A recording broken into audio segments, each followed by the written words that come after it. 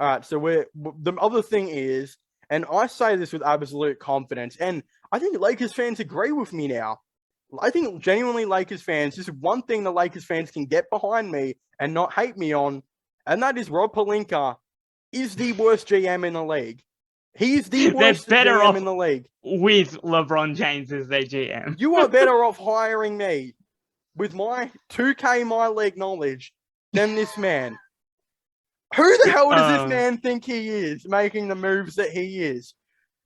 I'm gonna rage. I'm gonna rage for a second here. DeAndre Jordan got paid $1 million for no reason. Why was he in the NBA? How is he still in the NBA? And then after that pass, they waived him, bro. That was legendary. How did the Lakers general manager see Isaiah Hartenstein in free agency, a man that just put up like 8-8 on the Cavs in limited ass minutes, and goes, here's a young center I could pick. Let me take DeAndre Jordan, bro. But to be honest, he's probably so stupid that he didn't realize what type of player he is. And did you not turn the TV on for 1 second to look at Australia versus US and see Jock Landale dominate? No. DeAndre Jordan is, yeah. Speaking of Landale, he did a number on us in our victory against San Antonio today. Come on, lads. Yeah, it was good to see Jock Landale, but he would have been better for the Lakers than DeAndre Jordan. He also looks like Jake Paul. That is a conspiracy theory. I haven't even noticed, to be honest. I might have to look that up. I saw I don't know. I don't like the way you're looking at the camera here. This is a devious intention. No. I felt like a villain, bro. I had to unplug my keyboard for some reason and use the laptop one. Oh, he actually kind of does. Bro, some of these photos are real Jake Paul looking. Yeah. Hold on a second, though. Can you agree with me? Can we get back on topic real quick and not talk about Jake Paul and Jock Landale? How is this man still in a job? How? It's beyond me, bro. This is the Lakers we're talking about. Like, probably the most important franchise for the NBA. This is the man making decisions. And it's not like DeAndre Jordan was the worst signing ever. It's the fact that they kept him for like 4 months. Yeah, bro. It's 2022. DeAndre Jordan is... Yeah, and you know what's the funniest thing as well? When they got rid of Rondo for cash considerations or whatever, everyone was like, oh yeah, the Lakers suck. The Cavs are good. All right, make it happen. The one that hurt my feelings was then there was a rumor that they were going to send Trevor Ariza back to Miami for cash considerations. And I was sitting here like, hold on a second. Trevor Ariza is like your second option now.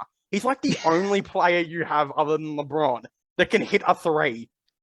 How is he the man you're looking at moving out of everyone?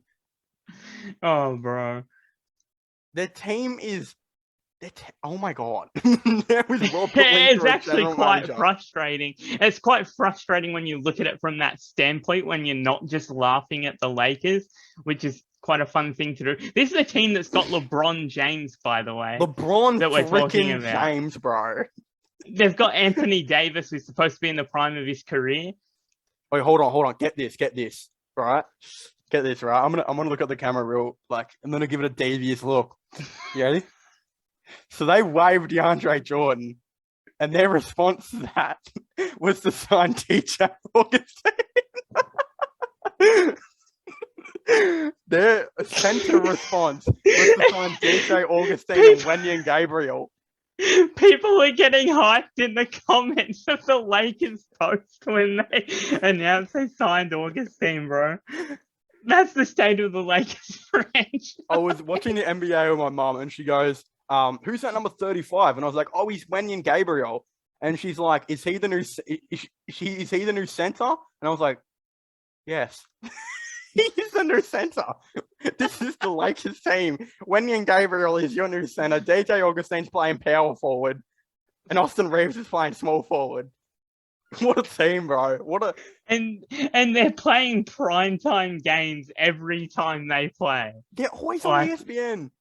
every single time. Think of every other game that could be on ESPN. It's always the Lakers. They're always playing prime time in America. And people are over it on Twitter. They're just complaining every single time that no one wants to watch the Lakers anymore. No. And the thing is too, like Rob Pelinka is not making this team better. This team has gotten worse by the months. Like, it is not progressing at all. And you want to take a note, Lakers? Did you see what the Cavaliers did? And I'm not even saying this because I'm a Cavs fan. When they were shit ass, they did not go and sign DJ Augustine and DeAndre Jordan.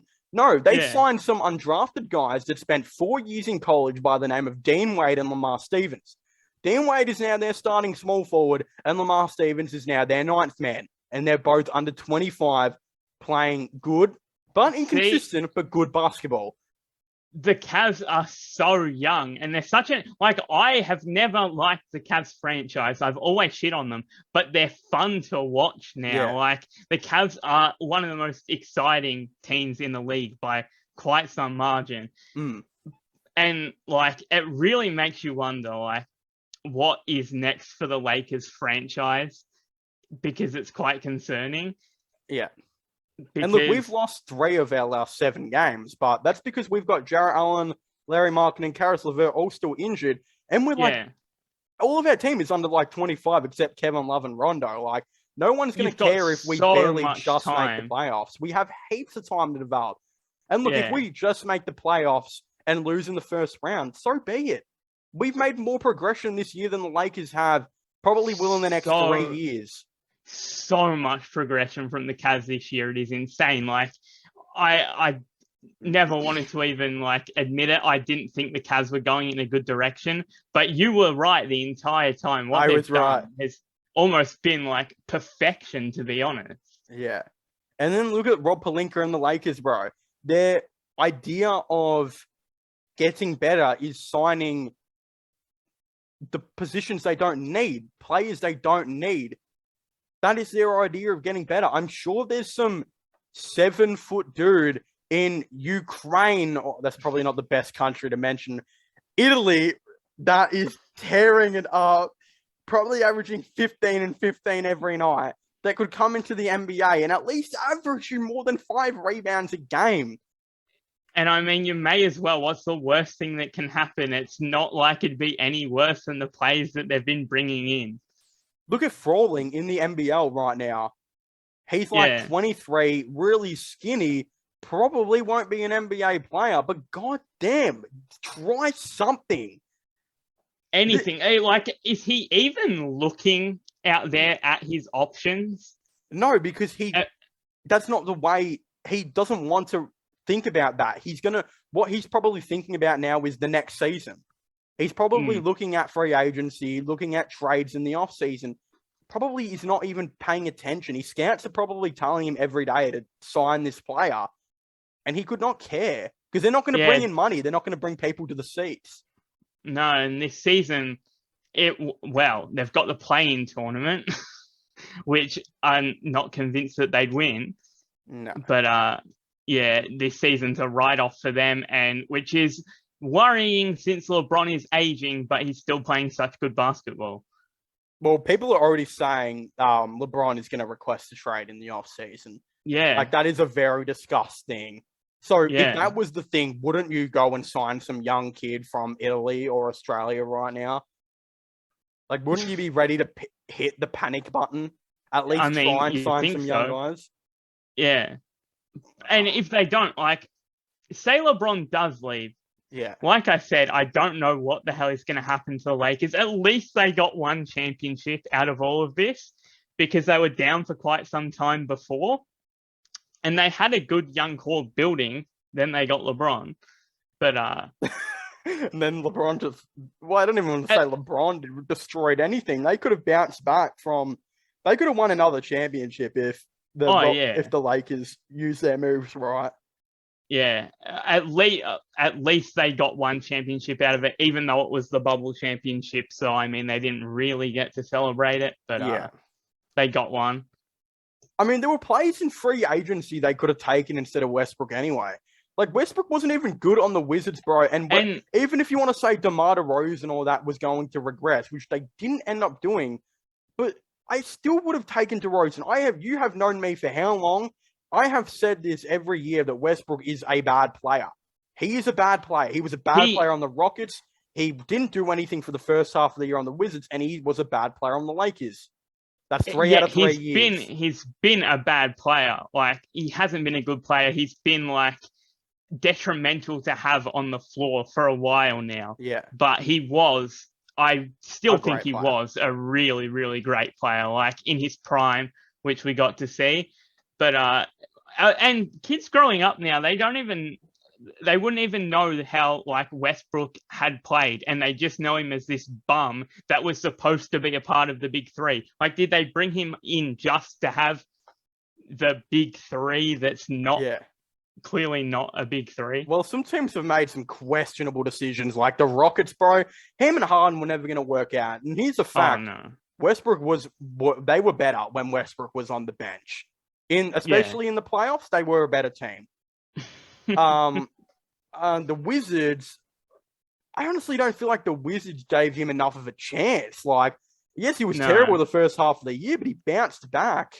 And looked like they actually had something okay going for them. But when I think they heard that, like, a solid shooter in KCP and a young player in Kuzma would be coming and some cap relief, they were kind of like, whoa.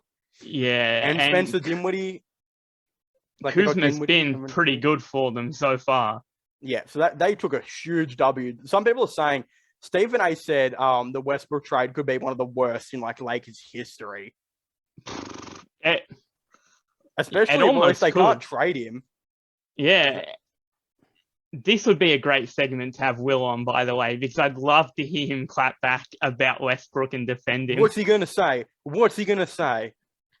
Statistically, Westbrook's 8.8 turnovers aren't actually as bad as you think they are. I just love saying that Westbrook can't even get stats anymore. Like, he can't even grab 4 rebounds for my multi on Sportsbet. Like, could you imagine him on the court?